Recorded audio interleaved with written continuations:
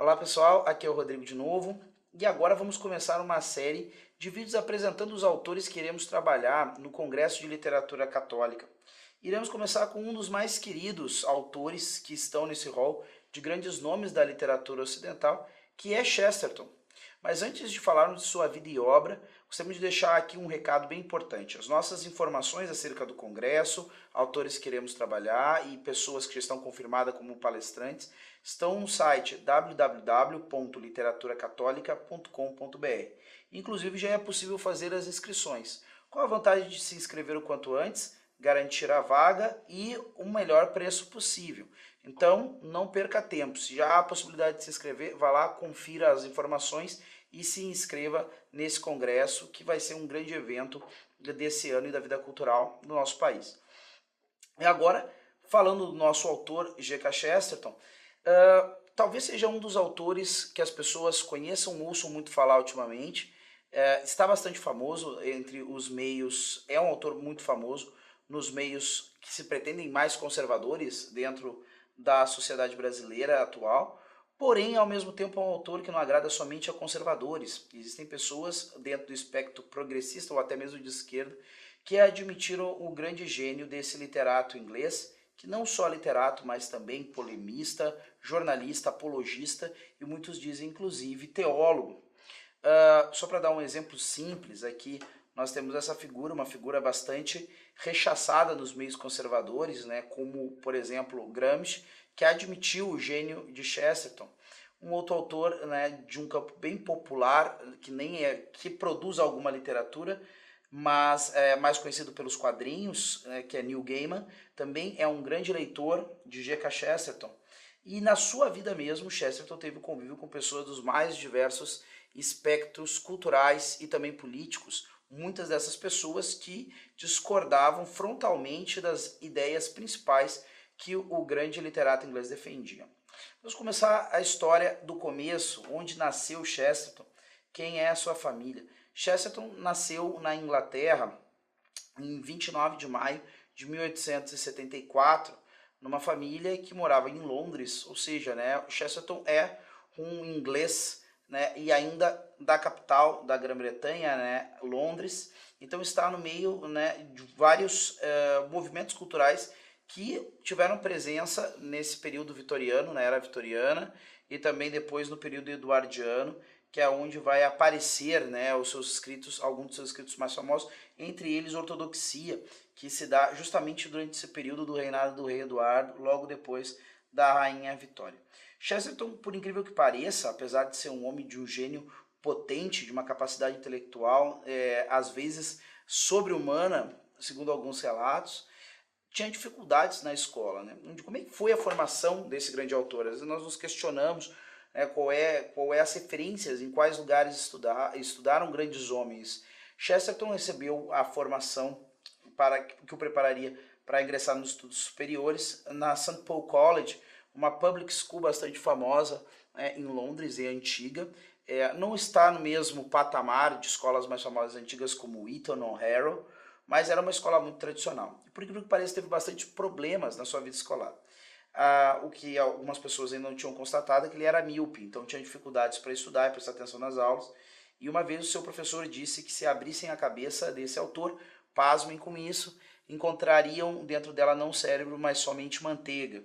Então, surpreende, não se dava nada até aquele momento por esse rapaz, mas em seguida, resolvidos esses problemas, começa a deslanchar dentro da sua vida intelectual e já com 16 anos forma um clube literário aonde vai estar com outros dois jovens que mais ou menos regulavam de idade com ele e que depois se tornarão também escritores.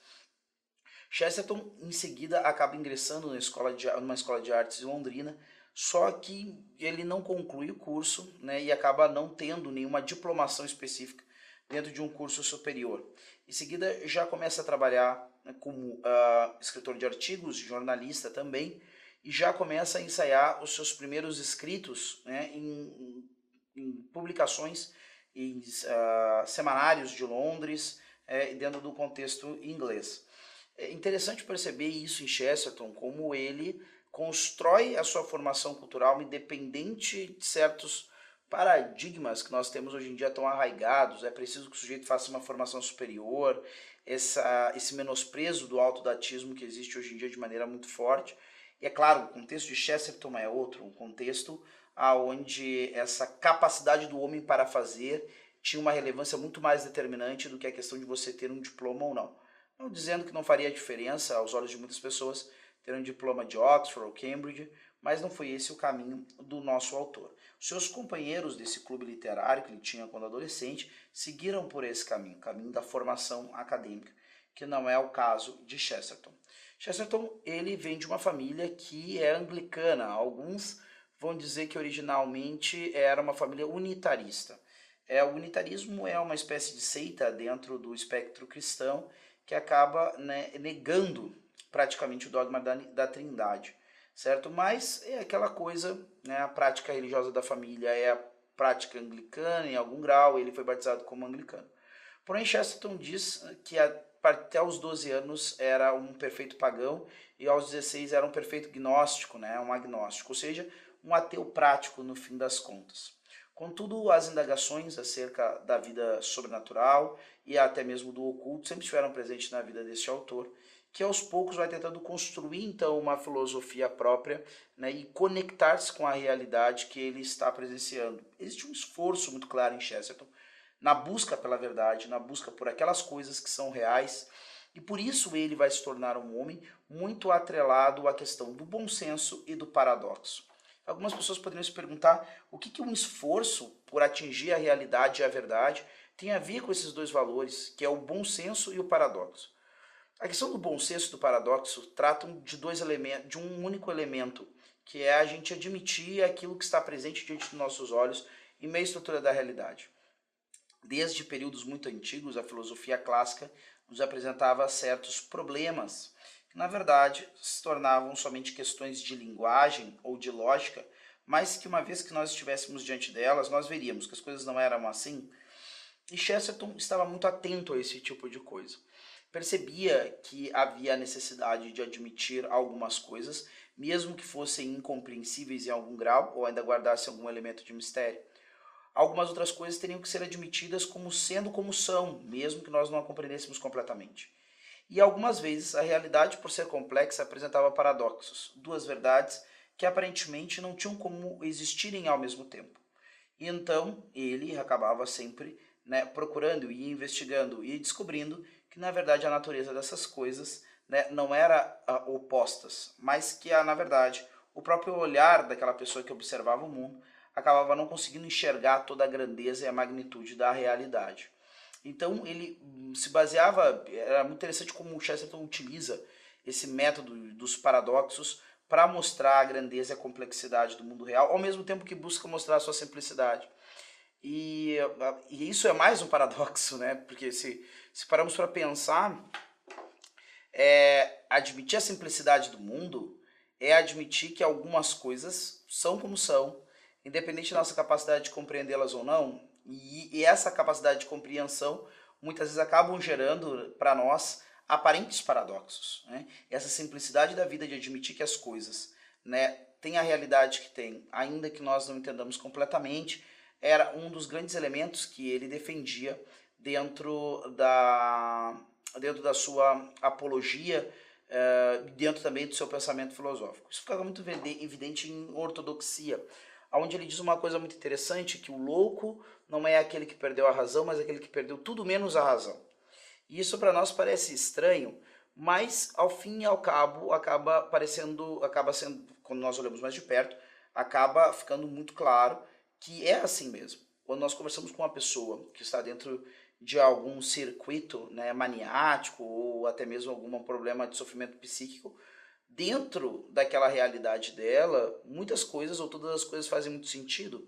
Dentro daquele mundo restrito da sua loucura, aquelas coisas todas ali estão muito bem encadeadas, fazem todo o sentido do mundo, e se você quiser entrar dentro do mundo lógico da pessoa que está com essa doença mental, provavelmente você vai perder, porque ela já construiu perfeitamente aquele universo. E aí ele fala uma coisa interessante. A única maneira de vencer esse louco é mostrar que vale mais a pena, né, ser um súdito no mundo real do que um rei nesse mundo fantasioso ou imaginário, Afinal de contas, o que adianta ser o rei de uma Inglaterra, onde você não tem, né, ninguém ali além de você mesmo, ao invés de ser súdito de uma Inglaterra que é muito maior, que dá a você muito mais possibilidades, que tem pastos, tem campos, tem todas as realidades necessárias. E nisso ele mostra, né, o problema do homem moderno, que muitas vezes prefere abrir mão da realidade pelo simples fato que não consegue colocar essa realidade em todos os aspectos dentro do seu mundo de compreensão, dentro da sua cabeça. Ou seja, o homem tenta colocar o universo inteiro dentro da sua cabeça e acaba se destruindo. Então ele acaba usando essa expressão também em ortodoxia, né? Ele fala de que o homem tenta colocar o universo dentro da cabeça, a cabeça explode, ao invés de pegar e se deleitar com o universo, né, com todos os seus mistérios, mas também com as coisas que podem ser compreendidas dentro desse universo. Então o pensamento de Chesterton está ligado a essas coisas, bom senso e ao mesmo tempo admitir e compreender os paradoxos que envolvem a realidade, com a sua simplicidade por um lado e ao mesmo tempo com a complexidade, uma complexidade que tem a ver com a grande diversidade que o Criador colocou nela. Chesterton tem escritos multifacetados, uma série de 4.000 artigos, 80 livros, é um número muito grande, uma produção enorme, né, de escritos e de pensamento nos mais diversos campos, como nós citamos. Chesterton foi casado, né, com a sua esposa, se chamava Frances, e é interessante nessa história da vida dele, como, curiosamente, as idas e vindas, né, do mundo acabam privando esse autor, que era um homem que conhecia tão bem, né, essa sistemática dos contos de fadas, e Chesterton falava disso, do valor dos contos de fadas e como esses contos de fadas continham as verdades fundamentais desse mundo simples e ao mesmo tempo de paradoxos, como, por exemplo, de que muitas vezes a felicidade está condicionada a uma ou outra proibição. Tudo dará certo se nós não fizermos essa ou aquela coisa. E ele vai mostrando como, na verdade, né, o conto de fadas é um microcosmos que nos fala do grande cosmos. Né? E, curiosamente, esse homem é tão afeito aos contos de fadas e à compreensão simples do mundo da criança, que ao mesmo tempo que tem um mundo simples, leva a sério e respeita muito esse mundo, não teve filhos, né, nesse matrimônio, mas teve sempre esse afã, né, de auxiliar algumas crianças que tinha ali por perto, que conhecia, ao mesmo tempo que não ganhava, né, uma grande fortuna, mas mesmo assim sempre procurava ajudar. Havia algumas crianças que ele ajudava no sustento dos estudos e assim por diante. E nesse ponto da economia apertada do Chesterton, talvez esteja uma das coisas, e graças a isso talvez nós podemos agradecer a uma das coisas, um dos escritos que nós mais gostamos, né, desse autor, que é o escrito do Padre Brown, né, esses contos do Padre Brown, em diversos livros, A Inocência do Padre Brown e assim por diante. E por quê? Porque muitas vezes quem já leu algum livro do Padre Brown já percebeu que são contos curtos, né? Não temos como no caso de Sir Arthur Conan Doyle e Sherlock Holmes 4 romances maiores, ou no caso de Agatha Christie, né, que geralmente trabalha com livros que são romances inteiros, né, apesar que ela também tem coletânea de contos. Então Chesterton tem esses livros, são série de contos curtos. E muitas vezes esses contos eram produzidos justamente para poder pagar alguma conta, né, para dar conta de alguma coisa que não está faltando dinheiro. Então, né, ficamos apertados aqui, temos que pagar uma conta, né, ou a filha da vizinha que nós estamos ajudando no colégio que a mensalidade dela vai vencer, vamos escrever um conto do Padre Brown aqui, e dizem que questão de horas, Chesterton sentava, escrevia aquele conto, mandava para quem comprava o conto, e aí conseguia esses valores. Então, às vezes, até nós pensamos, né, que bom que algum desses autores tem uma vida um pouco apertada, porque isso acaba empurrando, né, eles a produzirem algumas obras justamente sobre demanda, né? Se pensarmos outros autores, não só literários, mas também de música, ao longo da história da humanidade também tem essa característica. E algumas pessoas podem pensar que o Padre Brown é um personagem completamente fictício, mas o Padre Brown é baseado, né, num grande amigo de Chesterton, que é o Padre John Connor, um irlandês, certo? E que alguns diriam, até a secretária do Chesterton talvez tenha dito isso, que era talvez uma das amizades mais íntimas, né, do grande autor inglês. E isso também é outra característica. Chesterton tinha Vamos falar da secretária em seguida. Vamos terminar a história do padre John. Ainda que fique claro, em nenhum lugar, pelo menos, nós tomamos conhecimentos de que o padre John Connor tivesse essa rotina de se envolver em grandes questões ou problemas relacionados ao mundo da solução dos crimes e assim por diante. Mas Chesterton escreveu essas histórias, curiosamente, a partir de uma provocação, e é complicado. Esse homem, você provocava ele e você não sabia o que poderia sair dali. E Chesterton parece que teria ouvido, num bonde ou em algum caminho em que seguia, né, dois jovens de Cambridge dizendo que, na verdade, os padres não tinham conhecimento do mal porque eles ficavam limitados pela sua vida religiosa. E, na verdade, Chesterton, de maneira muito sábia, como qualquer pessoa, né, que já tenha ligado os pontos já percebeu, um padre talvez seja a pessoa que tem um contato mais direto com as coisas maléficas que o ser humano pode fazer. Talvez não as piores, né, porque muitas vezes quem comete os piores crimes, infelizmente, não são as pessoas que procuram o confessionário, mas daquelas mesquinharias tão multifacetadas que estão presentes na vida de todos nós, né, e que o padre tem que ouvir sucessivas vezes e muitas vezes com mudanças de tom, mas mais ou menos a mesma mesquinharia. O padre, às vezes achamos que temos algum conhecimento a mais que o sacerdote, mas no fim das contas nós temos conhecimento da nossa maldade, da nossa experiência, da nossa vida. O padre tem experiência de todo mundo que ele atende, né, e ele quis colocar então essa experiência, né, do contato com o mal, né, e que ao mesmo tempo com o contato do esforço do ser humano por ser bom, porque isso é uma coisa que as pessoas esquecem quando se trata da confissão, porque na verdade toda vez que um penitente vem falar com o sacerdote, é alguém que cometeu um ato errado? Claro que é, mas é alguém que decidiu pelo menos a partir daquele momento começar a tomar uma vida boa, tornar a vida uma coisa realmente melhor do que ela estava vivendo até aquele momento. Então é uma coisa muito edificante.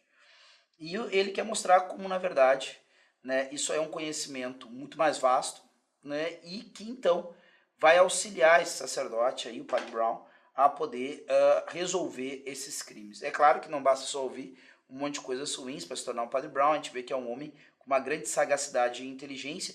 Provavelmente essa característica seja uma característica verdadeira, então, do Padre John Connor, porque para ser um grande amigo e talvez o amigo mais íntimo de Chesterton, provavelmente tem que ser uma alma, ainda que simples, e não uma alma acadêmica, mas uma alma perspicaz e com uma inteligência muito concreta.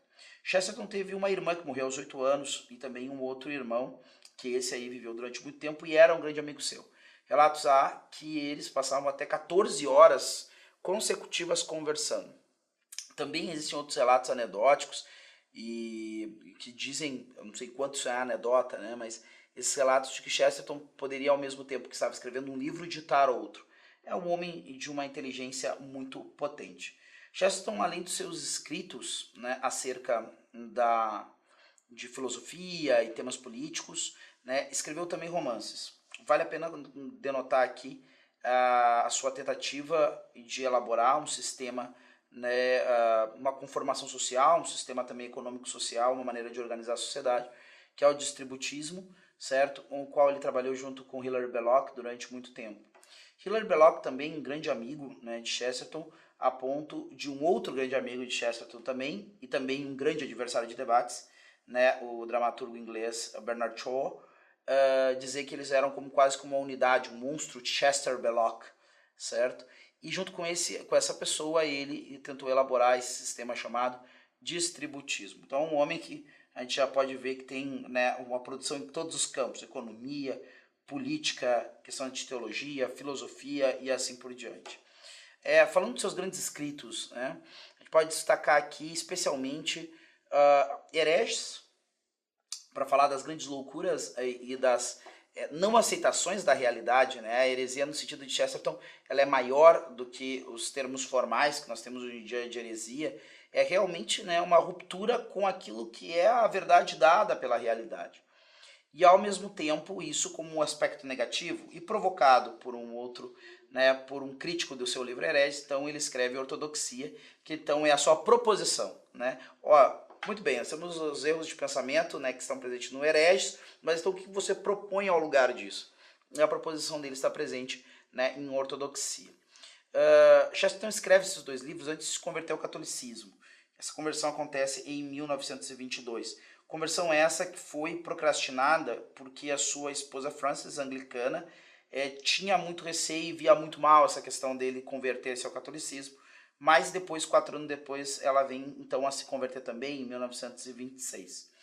E Chesterton também escreve esse outro livro, que é O Homem Eterno, que mostra essa continuidade do homem, né, na busca, justamente essa conexão do homem com o cristianismo, como é que se dá esse elemento do cristianismo ser realmente essa grande elemento unificador, né, da trajetória humana sobre a Terra e realizador dessas expectativas que existem. Então ele vai trabalhar isso do ponto de vista filosófico, teológico e assim por diante. Chesterton era um homem de uma profundidade incrível, né?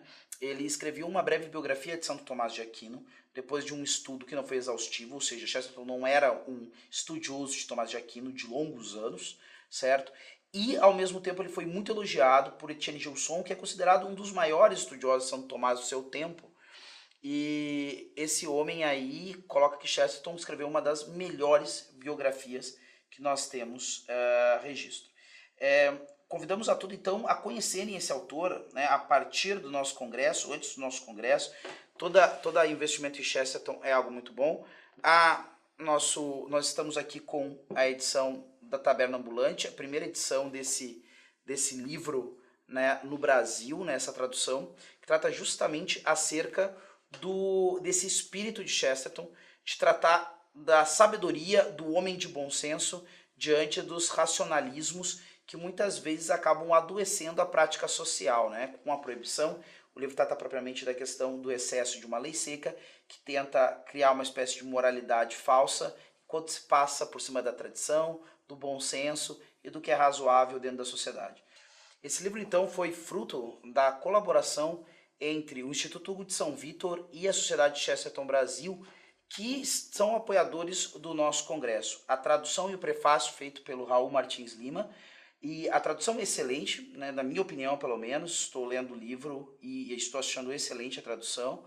E, sobretudo, o prefácio, que eu achei magistral. Esse prefácio aqui é um daqueles livros que valem a pena você ter essa edição também pelo prefácio que contém ele, certo? E aí será um dos palestrantes do nosso congresso, né? E pelo prefácio que fez de Chesterton, você já percebe que ele entende muito bem, né, desses temas relacionados à literatura católica, inclusive também do tema do próprio autor G.K. Chesterton. Então, quem tem interesse em Chesterton, esse é o grande momento. O Congresso de Literatura Católica é o grande local para você enriquecer tanto o conhecimento desse grande autor, como a conexão desse autor com outros autores que também estarão presentes no nosso congresso, serão trabalhados aqui. Então, relembrando a todos, né, para verificar lá, para ir procurar informações sobre o nosso congresso, Congresso de Literatura Católica, www.literaturacatólica.com.br, e já fazer sua inscrição para garantir os melhores preços, para deixar organizado sua vida, para não perder nada de bom, né, que vai acontecer nesse nosso Congresso de Literatura Católica.